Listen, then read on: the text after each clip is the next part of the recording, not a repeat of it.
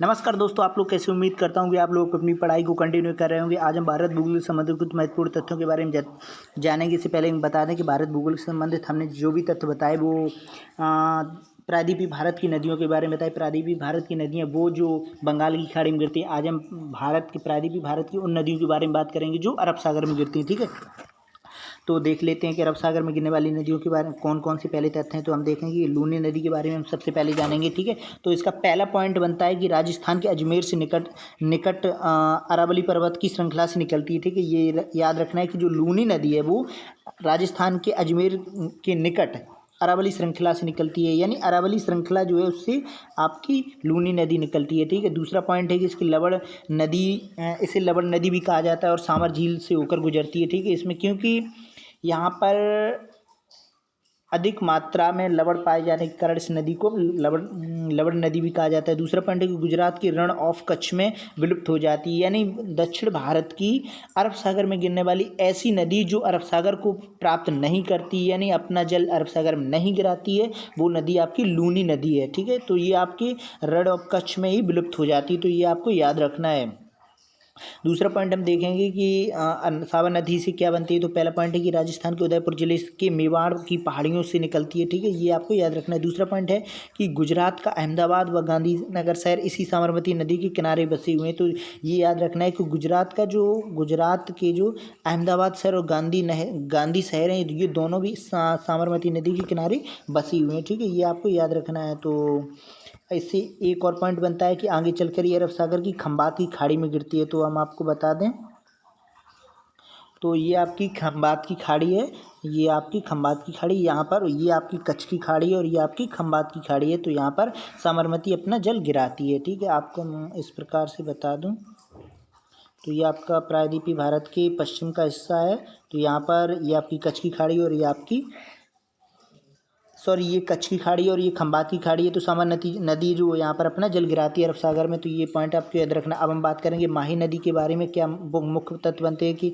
मध्य प्रदेश की विंध्याचल पर्वत से निकलती है। ठीक है, तो ये याद रखना। और 3 राज्यों में बहती है मध्य प्रदेश के, ये मध्य प्रदेश, राजस्थान और गुजरात में 3 राज्यों में बहती है। ठीक है, ये याद रखना है कि जो माही नदी है वो मध्य प्रदेश की विंध्याचल पर्वत से श्रेणी से निकलती है और ये 3 राज्यों में बहती है, गुजरात, राजस्थान, मध्य प्रदेश में।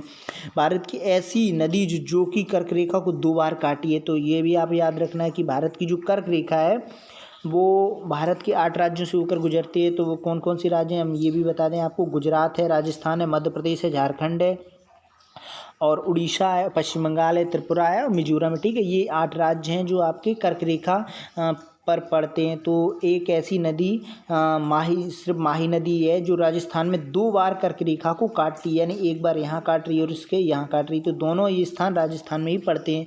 तो याद रखना है कि आपकी जो माही नदी है वो भारत से गुजरने वाली जो कर्क रेखा नदी है वो कर्क रेखा को 2 बार काटती है। कौन सी नदी काटती है? माही नदी काटती है। तो ठीक है, तो ये आपको याद रखना है। अब हम बात करेंगे नर्मदा नदी के तत्व के बारे में। क्या है कि पहला पॉइंट है कि नर्मदा नदी, ठीक है, पहला पॉइंट क्या है कि प्रायद्वीपीय भारत की सबसे लंबी नदी जो अरब सागर में गिरती है, यानी हम बता दें कि जो प्रायद्वीपीय भारत की सबसे लंबी नदी है वो आपकी गोदावरी है, उसके बाद कृष्णा है।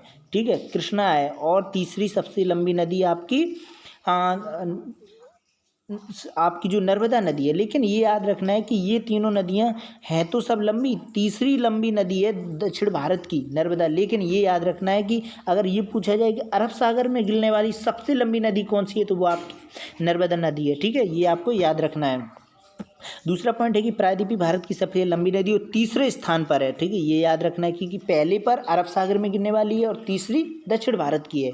तीसरा पॉइंट है कि मध्य प्रदेश के अमरकंटक चोटी से निकलती है। तो ये भी आप याद रखना है कि ये नदी अमरकंटक की चोटी से निकलती है। दूसरा पॉइंट है कि अमरकंटक से दो नदियाँ नर्मदा और सोन निकलती हैं। जो नर्मदा एवं सोन नदियाँ ऐसी नदियाँ हैं जो कि एक स्थान से निकलती हैं लेकिन 2 विपरीत दिशा में बहती हैं। तो ये जैसे अमरकंटक पठार, तो ये एक नर्मदा नदी इस प्रकार से बहकर आपकी अरब सागर में गिरती है, जबकि एक सोन नदी आकर आपकी गंगा नदी में बिहार में आकर मिलती है। तो एक ही पठार से निकलने वाली 2 नदियाँ 2 विपरीत दिशा में बहती हैं। तो ये आपको याद रखना है। वो आपका पठार कौन सा? अमरकंटक का पठार है यानी पर्वत है, ठीक है, ये याद रखना है। तो अमरकंटक की निकलती है। दूसरा पॉइंट है कि नर्मदा नदी सबसे ज़्यादा मध्य प्रदेश में बहती है, तो ये भी याद रखना है कि सबसे ज़्यादा इस मतलब अपना जल ग्रहण कहाँ पर इसका अधिक सबसे ज़्यादा है, तो वो आपको मध्य प्रदेश में। दूसरा है कि भ्रंश घाटी से में होकर बहती है। हम बता दें कि भ्रंश घाटी क्या होती है कि उस ज़मीन का कुछ हिस्सा जो ज़मीन से सामान्य ज़मीन से धंसा होता है वो अपनी नर्मदा नदी में इस बहती है। यानी जो भ्रंश होता है, भ्रंश का मतलब जो धस जाए हिस्सा ज़मीन का, उसे हम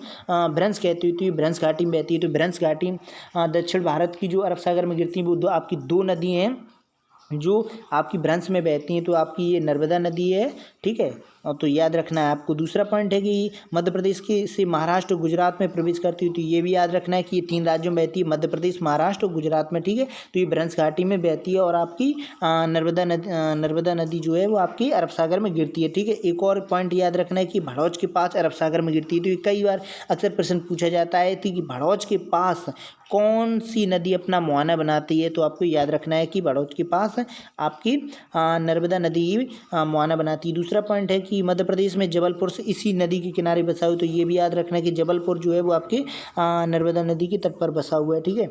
और दूसरा पॉइंट है कि धुआंधार जलप्रपात नर्मदा नदी पर जबलपुर पे बनाती है। तो ये भी याद रखना है कि जो धुआंधार जलप्रपात है वो आपके नर्मदा नदी के ही के जल से बनता है और ये अब कहाँ पर जबलपुर में बनता है, ठीक है, ये याद रखना है। तो आपकी तापी नदी और आपकी नर्मदा नदी दो ही ऐसी नदियाँ हैं जो भ्रंश घाटियों में बहती हैं। अपनी भ्रंश घाटियों जो अपनी किसी दिशा नहीं बदल सकती हैं।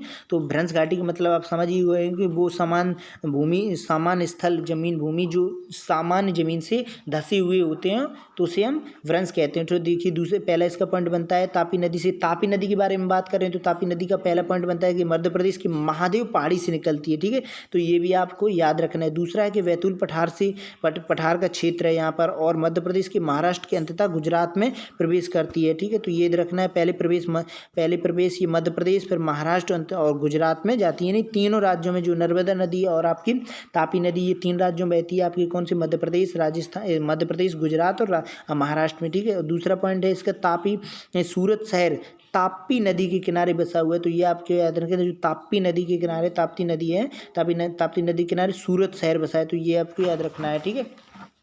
तो हम आपको बता दें कि सूरत नदी जो है सूरत शहर है यहाँ पर भारत का सबसे पहला मेट्रो स्टेशन बनाया जा रहा है, तो ये आपको याद रखना है। हम बात करेंगे मांडवी नदी के बारे में बात करें तो मांडवी नदी का क्या मुख्य पॉइंट बनता है? मांडवी नदी कर्नाटक से आती है, तो ये याद रखना है। दूसरा है कि गोवा से आकर अरब सागर में गिरती है, तो आपकी ये भी याद रखना है कि गोवा से आकर गिरती है। यानी मांडवी नदी के बारे में बात करें तो तीसरा पॉइंट बनता है कि गोवा की राजधानी पणजी मांडवी नदी के तट पर बसी हुई, तो ये भी याद रखना है।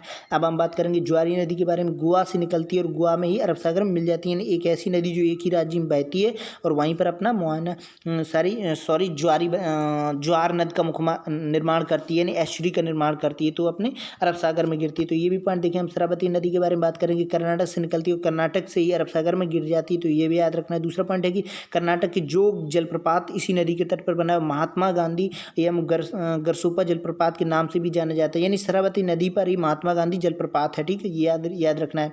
अब हम बात करेंगे गंगाबेली नदी कर्नाटक से निकलती है, कर्नाटक में अरब सागर में गिर जाती है, तो ये सीधी क्या है कि जो दक्षिण भारत की जो भूमि है वो अब कगारनुमा है, यानी यहीं से सीधी बहुत ढालीनुमा होने के कारण कम दूरी की नदियाँ और सीधी अरब सागर में गिर जाती हैं, तो ये आपको याद रखना है। अब हम बात करेंगे पेरियार नदी के बारे में। पेरियार नदी के बारे में मुख्य तथ्य क्या है? तो पेरियार नदी के बारे में केरल से निकल कर ही अरब सागर में गिरती है, ये याद रखना है। आपको गंगाबेली के बारे में बता ही दिए, कर्नाटक से निकल कर कर्नाटक के पास अपने अरब सागर में गिरती है। और भरतपुजा जो नदी आपकी तमिलनाडु से आकर केरल में अरब सागर में गिर जाती है, तो ये याद रखना है कि ये एक ऐसी नदी तमिलनाडु से आकर और आपकी केरल नदी में गिरती है। तो ये दक्षिण भारत की प्रमुख नदियाँ थीं जो आपको मैंने बताई। तो इससे पहले हमने आपको पश्चिम बंगाल की खाड़ी में गिरने वाली नदियों के बारे में बताया, तो ठीक है। फिर मिलते हैं अगली वीडियो में, तब तक के लिए नमस्कार।